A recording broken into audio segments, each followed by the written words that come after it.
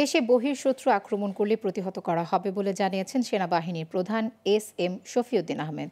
তিনি বলেন, border violation হচ্ছে, তার জন্য বর্ডার গার্ড, কোস্ট গার্ড আছে, তারা বিষয়টি তদারকি করছে। সেনাবাহিনী প্রস্তুত রয়েছে, পরিস্থিতি অন্যদিকে গেলে যথাযথ ব্যবস্থা নেওয়া হবে। শনিবার দুপুরে শরীয়তপুরের জাজিরায় বাংলাদেশ সেনাবাহিনীর ৯ পদাতিক ডিভিশনের তত্ত্বাবধানে শেখ রাসেল সেনানিবাসে একটি ব্রিগেড সিগন্যাল কোম্পানির পতাকা উত্তোলন অনুষ্ঠান শেষে বাংলাদেশ ও মিয়ানমার বর্ডার উত্তেজনা নিয়ে তিনি এসব কথা বলেন। সেনাপ্রধান বলেন, ফোর্সেস গোল ২০৩০ সাল বাস্তবায়নের লক্ষ্যে ও বাংলাদেশ সেনাবাহিনী আধুনিকায়নে এগিয়ে যাচ্ছে। তারই প্রতিফলন ব্রিগেড সিগন্যাল কোম্পানির পতাকা উত্তোলন। সেনাবাহিনীর দায়িত্ব দেশের সার্বভৌমত্ব রক্ষা করা। সেই কাজে সেনাবাহিনী সম্পূর্ণ প্রস্তুত আছে বলে জানান সেনাপ্রধান।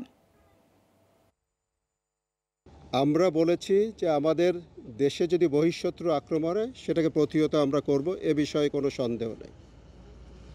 বর্তমানে যে ধরনের সমস্যা ওখান থেকে হচ্ছে, বর্ডার ভায়োলেশন, এটা কিন্তু আমাদের ওখানে বর্ডার গার্ড আছে, আমাদের কোস্ট গার্ড আছে, তারা বিষয়টা সম্পূর্ণ তদারকি করছে এবং সরকারের নির্দেশ অনুযায়ী কিন্তু প্রয়োজনীয় ব্যবস্থা নিচ্ছে। আমাদের শুধু সেনাবাহিনী, আমি জানি নৌবাহিনী, বিমান বাহিনী তারাও প্রস্তুত, বাট এখনও পর্যন্ত এমন কিছু হয় নাই যাতে ডিফেন্স ফোর্সকে চলে যেতে হবে।